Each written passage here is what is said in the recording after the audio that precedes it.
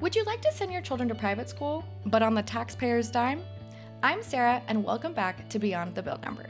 Today, we'll have our first in a new series of discussions, casting a spotlight on some of the key policies from Project 2025, the conservative playbook for the next president. To begin, we're diving into the world of education policy, with a focus on Project 2025's plan to expand education savings accounts, or ESAs. With us today, once again, is Stephen. So I hear this could radically change the education system in the US. First up, what exactly is Project 2025? Absolutely, yes. It's quite radical in a lot of ways. So, Project 2025 is formally known as the Mandate for Leadership: The Conservative Promise, and it's a detailed playbook crafted by the Heritage Foundation, a very well-known conservative organisation.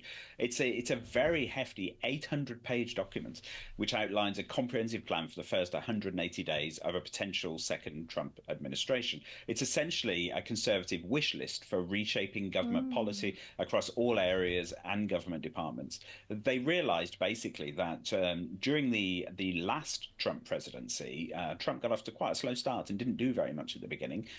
So they realized that the first 180 days should be the most productive of any presidency. So they wanted to avoid that slow start and make sure that a second Trump presidency would hit the ground running and make sure that they get all of these policies enacted. Wow, 800 pages. That sounds like they have a lot to say and even more planned.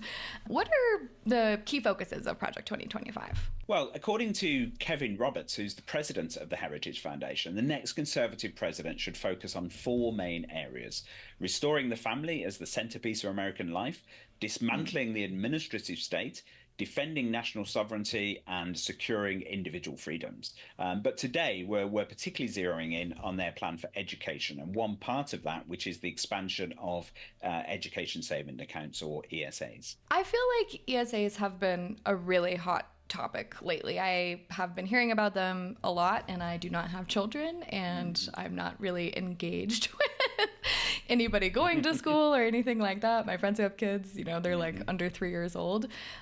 So for our listeners who might not be familiar, kind of like myself, I've heard a lot about them, heard them talked about a lot, but can you give us a quick rundown on what exactly they are? Sure. So education saving accounts allow parents to take public money allocated for their child's education and use it to cover various education expenses, which could include private school tuition, homeschooling, materials, tutoring, and a range of other things as well. So it's all about giving parents more control over their child's education.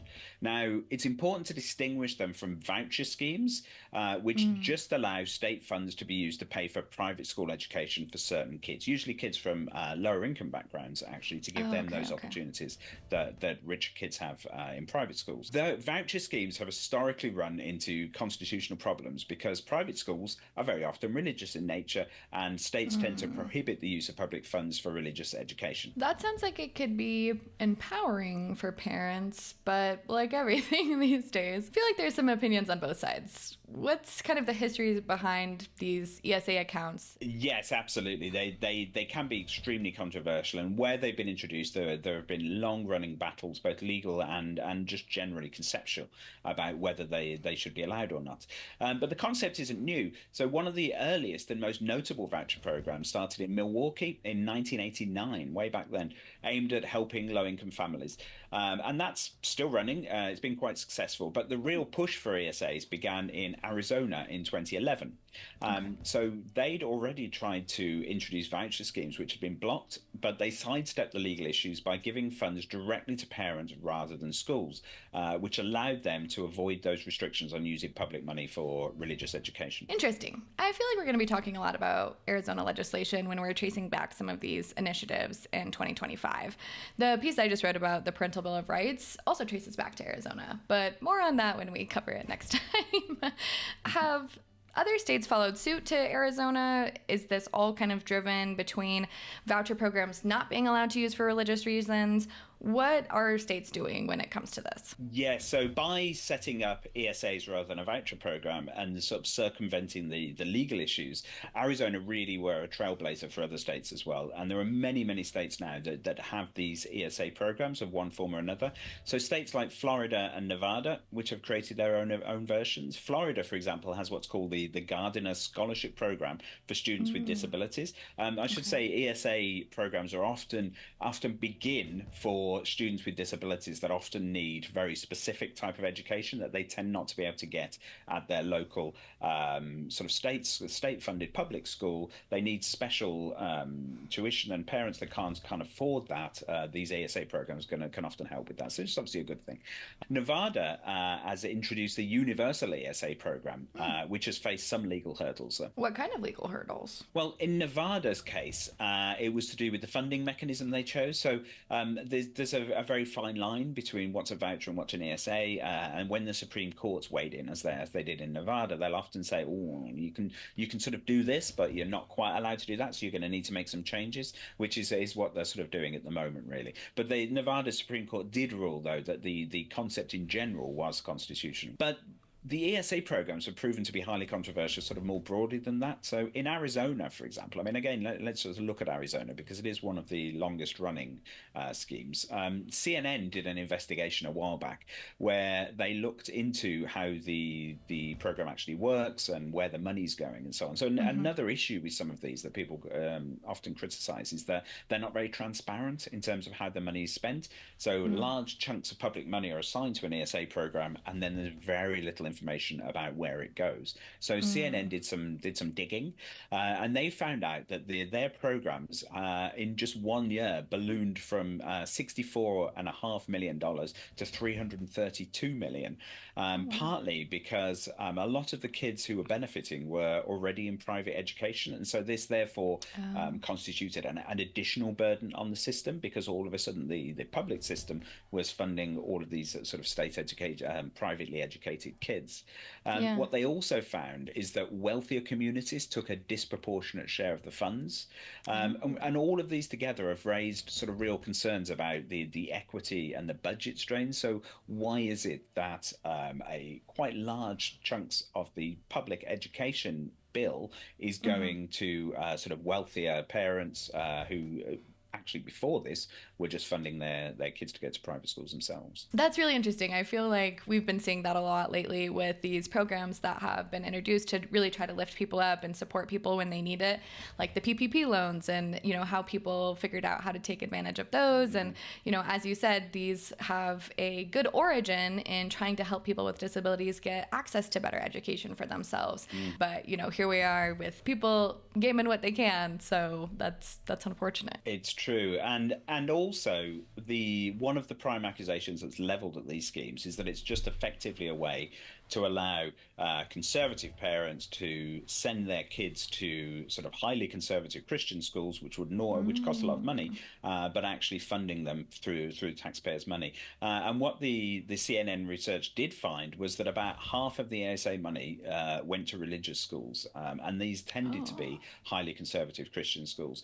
And so that does bring up the whole church and state debate and whether it's actually right for public money to be used to fund such education. Yeah, that seems very problematic. Have any states really nailed it with ESAs, or? Well, there is. I mean, we should say that Texas is a good example of this. So Governor Greg Abbott is very, very keen on ESAs, and he's been trying for many years to introduce them. And obviously, Texas, a very Republican state with broad support for such measures, but he's failed to introduce them over a number of years now. In fact, last year, there were 4 special sessions, an unprecedented 4 special sessions in Texas, Yes. largely around trying to push through ESA schemes, and they all failed. Yeah. And the reason they failed is that Republican representatives in rural areas of Texas wouldn't vote for them, regardless of what he said, regardless of how he tried to persuade them. And their concerns are around that these schemes will take money from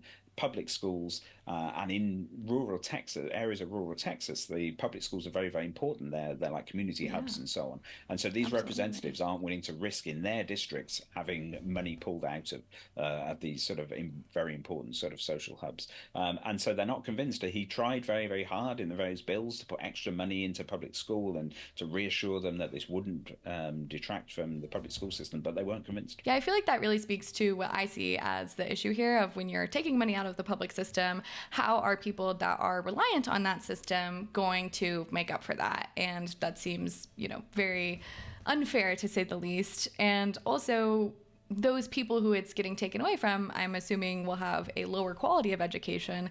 Is there any studies or anything like that to support that taking that money out of the public system and putting it into programs like this is improving the academic performance of students, or what does that look like? Well, that's a really, really important question, isn't it? Because the whole point of this, according to the people who actually push these programs, is that they improve educational attainment. So kids get better education where you have this additional choice and you're able to spend money on what parents want to spend it on. And parents are saying, we know best what's good for our kids. If we can spend the money, then they will get a better education.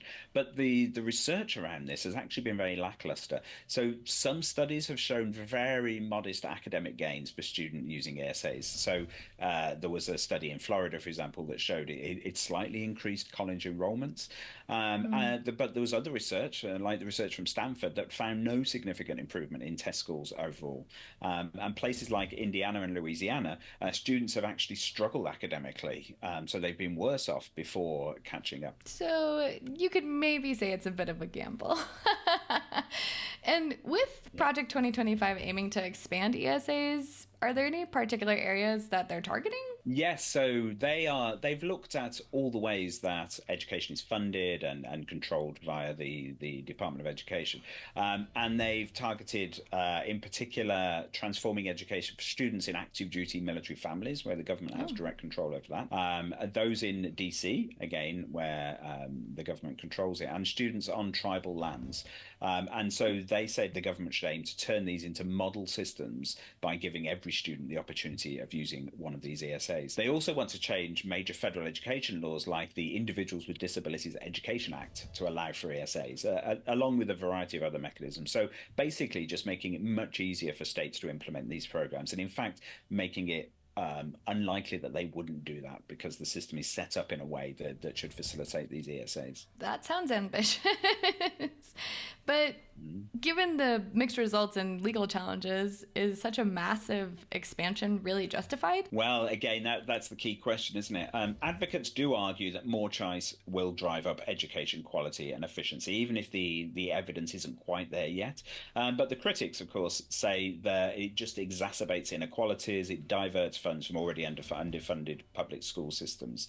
And there's concerns really over transparency and accountability, especially if these funds are used for private or religious education, and there isn't a really clear way to monitor and control exactly how the money is being spent. It sounds like a lot hinges on the actual implementation of what they see the future to be. With Project 2025 aiming to eliminate the Federal Department of Education, how can we expect robust safeguards that can actually make the implementation go well and actually have us see the positives that we could see from something like this? Well, that does seem unlikely, doesn't it?